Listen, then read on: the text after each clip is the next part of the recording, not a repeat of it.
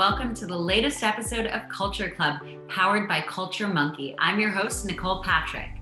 CultureMonkey is a complete employee engagement platform that helps you to measure and improve your workplace culture and listen to your employees better. In this latest episode of this season of Culture Club, we have with us Michelle Yu, founder and principal at Aspire Talent. Michelle is a career and leadership coach and HR consultant with more than a decade of experience working in various people operations roles within the tech industry. Her work focuses on helping both individuals and organizations bring further alignment to their values. In the past, Michelle has spoken at companies like Google and NBC Universal and has been featured in outlets like CNBC. Michelle was the former head of HR operations at SoftBank and has worked at companies like Google and Groupon. Coaching-wise, she's especially focused on bridging the gap for underrepresented populations, in particular women and people of color. She received her MBA from Duke and is an ICF certified coach. Michelle, welcome again to Culture Club's videocast on the Great Resignation and Retention Challenge and its impact on organizations across the globe.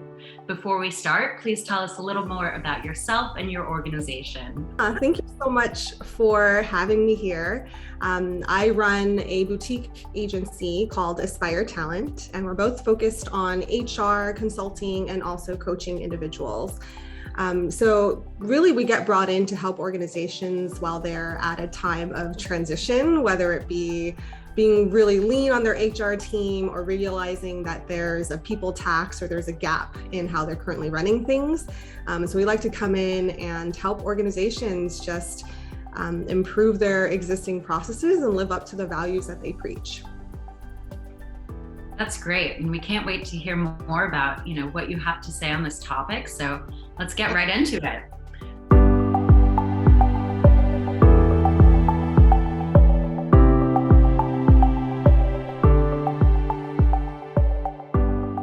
Organizations were caught off guard by the Great Resignation. Were there signs of this drive, and did people ignore it before the pandemic struck? What could be the factors that drove the paradigm shift in employee expectations? I would say that the whole pandemic was a big catalyst for all of this. And it's hard to say that the pandemic caused it, but I would say that these underlying core issues have been brewing for a while, especially in countries like the US where there just been things that have not been working for a while, and the pandemic really brought a lot of these things to light. For example, just like employee healthcare, mental health, all of these things that have been sort of swept away underneath the rug for some time. And then when the pandemic came and we realized that there was going to be a shortage of workers and it was, they're not getting paid fairly, it just sort of brought a lot of these issues to the forefront. And sometimes, the catalysts are a great movement for change, and recognizing that, now that we see all these things to the surface, we can now take steps to proactively resolve them. So there's just been a series of incidents over the last 2-3 years now that have really shown that change is needed. Of course, the pandemic and its effect on mental health and workers, the need for more flexible working environments for parents, DEI, especially with George Floyd and the rise of the Asian hate crimes. So I think a lot of these things, like these social issues, have put a spotlight on organizations of how are they going to be supporting their individuals, especially during these crucial times. So I will say it's a combination of all of that and bringing it to light and helping employees know that they have options and to really kind of question if they're in the right spot and how their organizations are responding to these things. That I would say it's like a mix and a melting pot of elements that are causing people to rethink, to question whether they should leave and look for better opportunities. So that's my view on this. Mm-hmm. It's almost like it was the perfect storm and everything was brewing beforehand. And then, the pandemic was just the rain clouds going down. Absolutely. Yeah. Hopefully there are, brighter days ahead for everyone, because now they're more concerned with actually having a healthier work-life balance and having all these important things in their work life. So it'll be interesting, to see what's to come.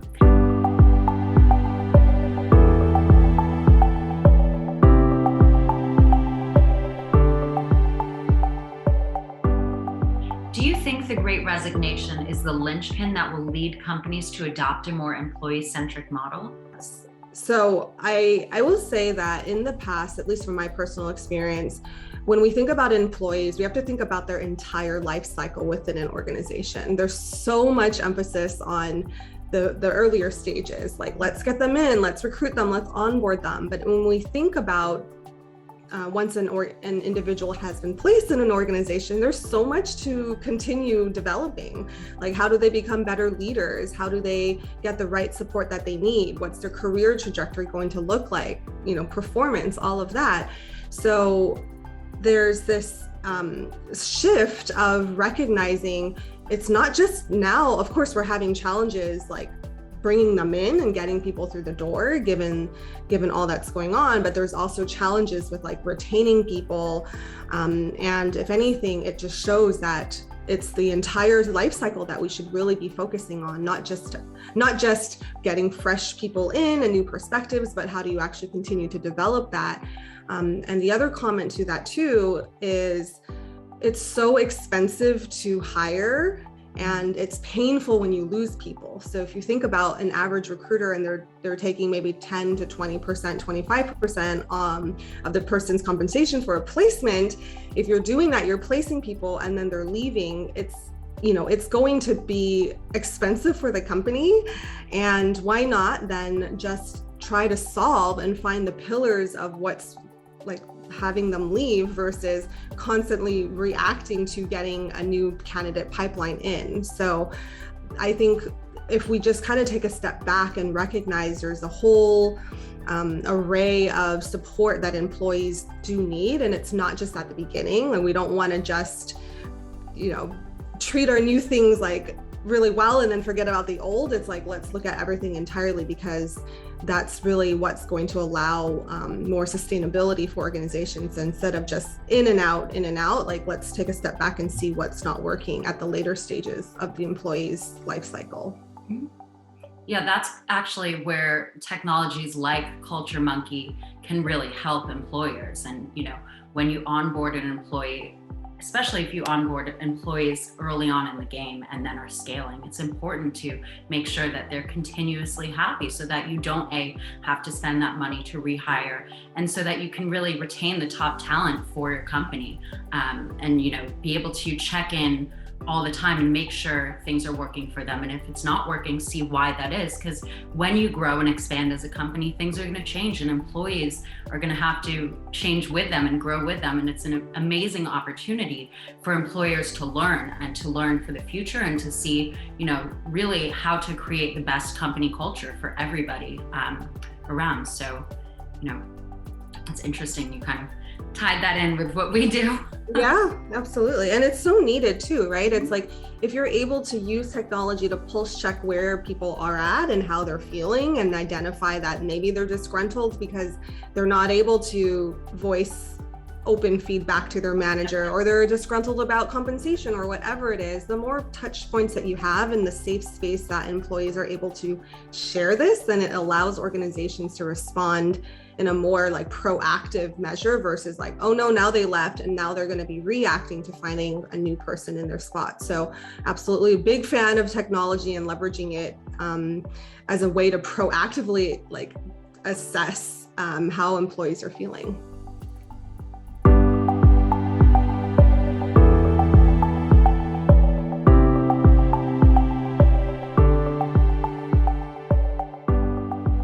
What role do you think the lack of collaboration plays in people leaving the organization?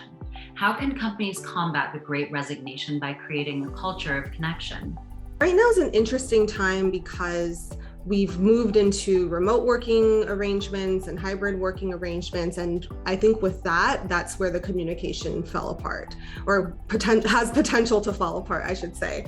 Because, if we think about March 2020, when the pandemic first started, it was like everybody had to be forced into this new way of working. And there was a lot of change there. But now, as people start to settle in, they're getting more into rhythm. And I remember coaching a lot of individuals who would start new roles, and they're starting in a remote environment. They're not able to meet their team members, or having a hard time finding ways to connect, to communicate, to find out what's the culture of a company, especially remotely. So there's ways organizations can help to design and embed people into that cycle, and like really help to rope them in or create things in place, Slack channels, like, I don't know, networking events, whatever it is, to really help bridge that communication. But I would say that because we've had to move into and adopt different working styles, that's where the communication people had to start to adjust of how do you work with someone that's in a completely different time zone that you'll never see? How do you build rapport with them? And at the core of it, it really is identifying what's the best way to communicate. Mm-hmm. That makes sense. It's interesting because it's almost like right now, everyone has a fresh slate, and we can start to create these new ways of connecting in an environment that's, for most people, very new and still touch and go. So if we can collectively now start, making sure to pay attention to these things that employers weren't really paying attention to before, there's a possibility for everyone to really have a better future. Right. And I think part of it is also potentially generational, because there's going to be people who have been in the workforce and they were so accustomed to doing business a certain way. They're wanting to, they fly and they're really keen on in person. And that might be hard to let go of that and recognize like you can still do that, but in a different setting. And that comes down to like communicating and figuring out those channels. But it could be a generational thing. And now, I have some like early career clients who've had to start like their first role ever in a remote environment. And that's also different than someone that's been on the other spectrum, only accustomed to in-person communication. So it's like now there's a whole spectrum and a whole blend of like, how do you do this? How do you socialize folks to it?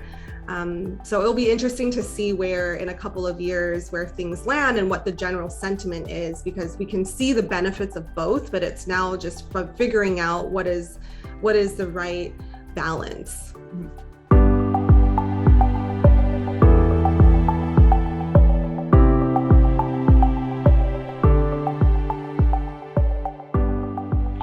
Companies craft changes that aren't just quick fixes, but long-term strategy shifts that will help them thrive during and after the Great Resignation period? My response would be that there has to be a big desire to drive change, right? Change for the sake of driving change isn't going to be sticky enough. Like, for example, you can't say, oh, DEI is important, and then just use that as a blanket statement because everyone else is doing it and because it's performative. And you can say that for DEI, you can say that for like mental health and employee well-being. You can say that for a bunch of different things, but I think at the core of it is there that appetite, and is there a true desire to drive change? And are the people at the top committed to doing that? Because that's really where the culture trickles down to the rest of the organization. And you need to have your senior most leaders like really embodying those values and really being a champion and an advocate for it and living up to it. Otherwise, it's just going to fall apart. So, going back to your point, it really has to be an initiative that a company is like really wanting to commit to, and upholding people and training people on small little ways that they could drive the change, not just a big one and done, but it's like continuously, it's almost like it's the small day-to-day actions that show the shifts versus like the big push and the big initiative. It's like, culture is hard to describe because it is like it can be a very intangible, and it's oftentimes in the smallest details of like, oh, the manager giving acknowledgement, or like creating the open channel for bringing up like uncomfortable conversations, or like really asking and checking in on someone's mental health or how they're feeling about belonging and inclusivity. So it's like really those small things that have to be like pushed forward day in and day out, versus just like, hey, we're going to be doing this, but it's like, how do you actually continue to follow through with it to actually drive long-term sustainable change and ultimately to change the culture? I was just speaking in one of our past video casts with somebody about this, and what we were talking about is, empowering managers to really feel like they are able to then create a culture with their employees, and having it from a top-down level of making sure that everyone is empowered to create this company culture, and not just have blanket statements of the top people saying, oh, this is what we're going to do now, and this is our new mission statement for DEI. And so it's interesting. You would almost hope that, because of course not every company does have these people leaders, especially at the top, that are caring about these subjects and really caring about their company culture. But you would hope that at least they would take a cue from other companies that they're seeing that it's, successfully working for that. Mm-hmm. And maybe even if it's not the best reason to start with that they're doing it, at least they're beginning to do it, hopefully in the future. Right. And with everything, it's like, how then do you start to embed like KPIs? Like if you're going to say this is a big crucial initiative, how do you start to measure the effectiveness of that over time? Not just like the month of, because they had to get it out, but it's like in a quarter's time, in 6 months' time, in a year's time, how are they still holding up to the objectives that they set at the onset of that project? And where is the mismatch? And that's what companies need to be doing over the long term, not just out of reactivity to what other people are doing or responsiveness to the employee sentiment, but it's like, let's measure it and see how things are going. And even like the next stage is like pulse checking with the employees, like how do you feel the company is doing with these initiatives that they sought out to do, and taking that data and feedback really like to heart, because that's what's going to drive the change.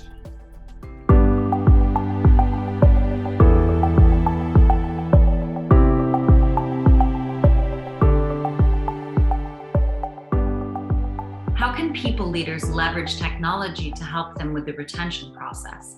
And how do you think it can help in scaling your organization? There has been a big rise of HR tech over the last decade, and HR tech is like definitely booming. There's a lot more startups in this space and a lot more services there. And there's a couple of things outside of just, of course, there's the performance management, retention, pulse surveys, all of that is great. But HR tech also could look like online trainings and like learning and development that is available and accessible through like an internet, like a modern means, not just like a very clunky interface. You could even think about what are some of the additional perks. Like there's a lot of new perk vendors like Fringe, and you can even break it down into like family planning, fertility, all of these things that are also like built on an internet and tech-based platform. So we're seeing perks available there. We're even seeing a rise of HR tech for like international expansion, office expansions, which can be great if you're trying to retain people and you want to give them mobility and like give them a different work environment experience. There's now HR tech like Oyster and Deal and Remote that helps with the administration of international workers. So there's just a lot out there, and I think it's kind of numbing actually, because it's like, where do you even start? But like definitely thinking about pulse surveys, utilizing like quick check-ins, performance management tools, new online perks that are available, and then even going broad to like HR tools that can help with international support.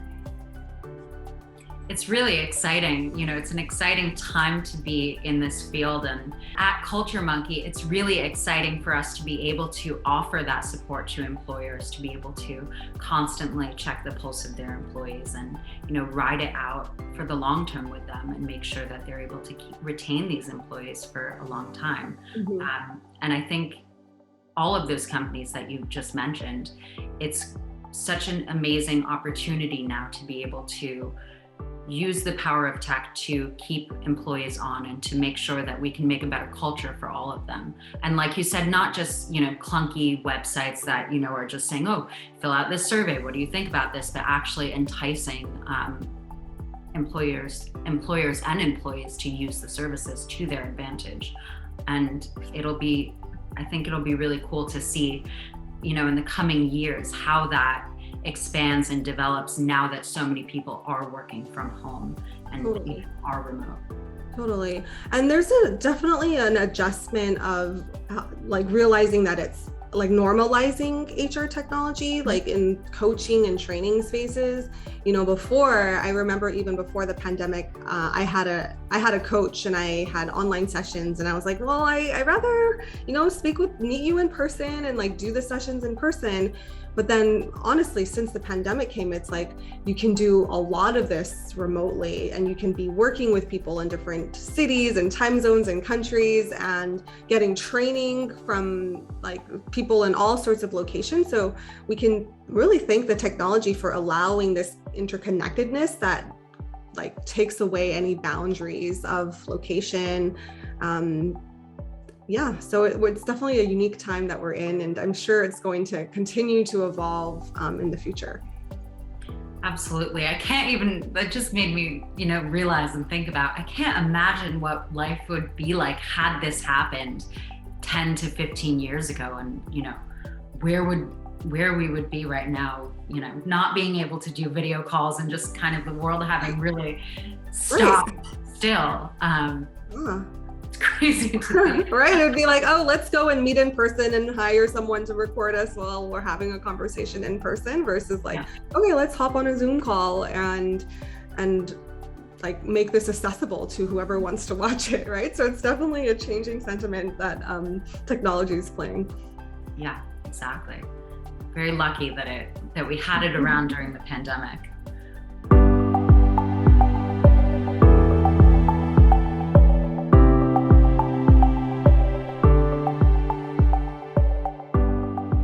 So the Great Resignation has forced organizations to take a hard look at their employee relationships.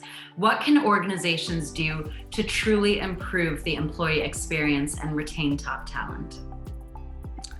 So I'm a bit biased because I'm a coach. So I'm a huge fan of coaching and training and like learning and development. And I do think that organizations can take a better stance with providing customized or one-to-one support for their employees who might be struggling. A safe and open space that is separate from their employer, so that they can not only build the tools and the skills that they need for themselves, but also it ends up benefiting the company as well. So coaching is one of my big